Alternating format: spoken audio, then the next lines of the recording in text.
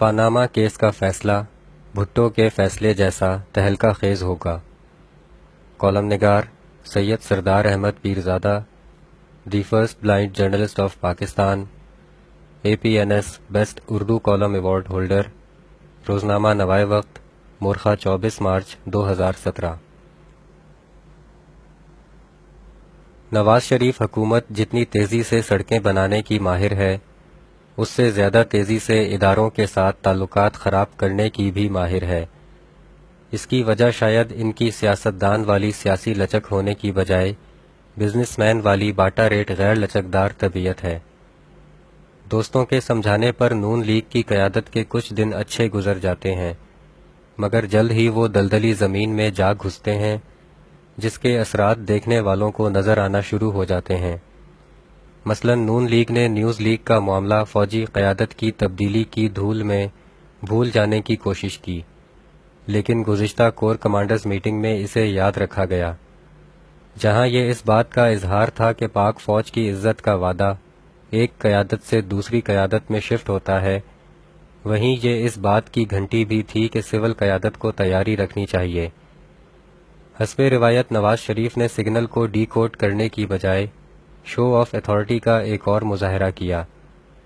ایک ماہ سے بند پاک افغان سرحد وزیر اعظم نواز شریف نے عوام کی بھلائی اور کاروباری مفادات کے نام پر کھولنے کا اچانک حکم دے دیا۔ پاک افغان سرحد اس وقت ہمارے سلامتی کے اداروں کے نزدیک حساس ترین معاملہ ہے۔ حضرت لال شہباز قلندر کے مزار پر دہشت گرد حملے کے بعد اسے تقریباً ایک ماہ پہلے بند کیا گیا تھا، جس کی اطلاع ISPR نے دی تھی، جبکہ پاک افغان سرحد کھولنے کی اطلاع وزیر اعظم نے خود دی۔ یہاں یہ خیال آتا ہے کہ وزیر اعظم نے سرحد کھولنے کا ٹیکنیکل مشورہ کیا سلامتی کے اداروں سے کیا تھا، یا ایک مرتبہ پھر وزیر اعظم نے اپنے آپ کو تمام اداروں کا بلا شرکت غیر چیف ایگزیکٹو ثابت کرنے کی کوشش کی ہے۔ اگر پاکستان کی عوام کو شعور دے کر ایک عوامی طاقت بنانے والے انٹرنیشنل ذہین ذوالفقار علی بھٹو عوامی طاقت کے غرور کی حیثیت کو پہچان نہیں سکے تھے، تو کیا وزیر اعظم نواز شریف عوامی بھلائی اور کاروباری مفادات کے غرور کی حیثیت پہچان سکتے ہیں؟ پاناما کیس کا فیصلہ محفوظ ہے۔ یہ پاکستان کے ان چند مقدموں کے فیصلوں میں سے ایک فیصلہ ہے جو ہر چھوٹا بڑا جلد سے جلد سننا چاہتا ہے۔ نون لیگ کے حامی اسے اپنی فتح کے انداز میں سننا چاہتے ہیں، PTI کے حامی اسے نون لیگ کی شکست کے طور پر دیکھنا چاہتے ہیں، جبکہ باقی سب پاکستانی بھی اس فیصلے میں شدید تجسس رکھتے ہیں۔ پاناما کیس کے فیصلے کے انتظار میں ہر روز ہر پاکستانی منتظر رہتا ہے، لیکن فیصلہ ابھی تک نہیں آیا۔ عوامی خواہش پوری ہونے کی اس دیری کے بارے میں عدالتی معاملات سے ہٹ کر ایک سیاسی تجزیہ کیا جا سکتا ہے کہ اگر پاناما کیس کا فیصلہ فوجی عدالتوں کا بل اسمبلی سے منظور ہونے سے پہلے آ جاتا اور فیصلہ نواز شریف کے حق میں نہ ہوتا تو فوجی عدالتوں میں توسیع کا معاملہ لٹک جاتا، جو کہ ضرب عضب اور رد الفساد کے کاموں میں ایک ٹیکنیکل رکاوٹ تھی۔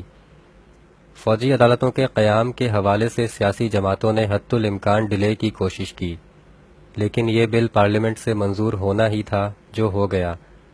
اب سیاسی جماعتیں اسے زہریلا گھونٹ سمجھیں یا موجودہ حکومت کی سابقہ ناقص کارکردگی کہہ کر تنقید کریں۔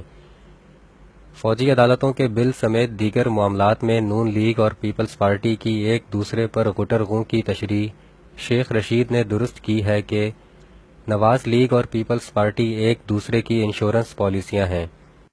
نواز شریف نے بھی شاید افق پر ابھرتے گہرے سائے دیکھ لیے ہیں، جس کی وجہ سے کابینہ کے حالیہ اجلاس میں انہوں نے اپنے وزراء کو انتخابات کی تیاری کا سگنل دیا ہے، حالانکہ الیکشن کی سرکاری تاریخ میں ابھی تقریباً 1 سال باقی ہے۔ ہمارے جمہوری اثاثوں کی یہ بدقسمتی ہے کہ سیاسی جماعت شخصی اثر کے تابع ہوتی ہے۔ اگر اس شخصیت کو سیاسی سربراہی سے ہٹا دیا جائے تو پوری جماعت دھڑام سے گر جاتی ہے۔ اگر یوسف رضا گیلانی کے وزیر اعظم شپ سے ہٹ جانے کے باوجود اس وقت پیپلز پارٹی کی حکومت قائم رہی تو اس کی منطقی وجہ بھی یہی تھی کہ پیپلز پارٹی کی سیاسی سربراہی یوسف رضا گیلانی کی بجائے اس وقت کے صدر آصف علی زرداری کے پاس تھی۔ لیکن مسلم لیگ نون کی سیاسی سربراہی صدر مملکت ممنون حسین کی بجائے وزیر اعظم نواز شریف کے پاس ہے۔ کیا سب نے 23 مارچ 2017 کا یہ خصوصی پیغام سنا ہے؟ 23 مارچ 1940 کو پاکستان بنانے کا عہد کیا اور کامیاب ہوئے۔ آئیے ہم پھر عہد کریں، ہم پاکستان کو فسادیوں سے پاک کریں گے، کیونکہ یہ ہم سب کا پاکستان ہے۔ اس بیان کی تشریح یوں بھی کی جا سکتی ہے کہ موجودہ حالات کے تناظر میں ہم فسادی اسے کہتے ہیں جو بندوق اور بارود کے ذریعے ملک کا امن و امان تباہ کرے، لیکن ایک فسادی وہ بھی ہو سکتا ہے جو کرپشن سے ملک کا مالی سکون تباہ کرے۔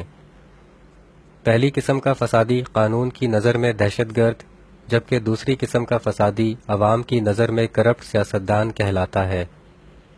انہی بعض کرپٹ سیاستدانوں کی وجہ سے ایک پاکستان امیر اور غریب پاکستان میں تقسیم ہوا۔ انہی بعض کرپٹ سیاستدانوں کی وجہ سے فسادیوں کے دوسرے کئی روپ سامنے آئے۔ انہی بعض کرپٹ سیاستدانوں کی وجہ سے پاکستانیوں کا ذہنی سکون اور امن برباد ہوا۔